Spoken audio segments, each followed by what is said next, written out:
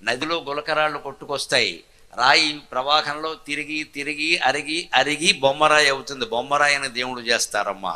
నువ్వు కూడా జీవితంలో అరిగి అరిగి కరిగి కరిగితే దేవుడు అవుతావు, అనుమానం ఏం లేదు.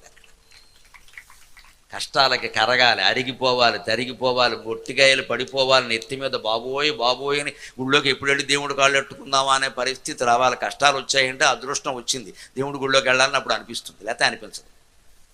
మంచిది, కష్టం వస్తే స్వాగతం చెప్పాలి. పోన్లే కష్టం వచ్చింది, ఇప్పుడు మామూలుగా నమశివాయ నమశివాయ అనమంటే ఎవడో అండ. ఇక్కడ కష్టం వచ్చింది అనుకోండి, అది ఒకటే అంటాడు, ఇంకేం అండవు.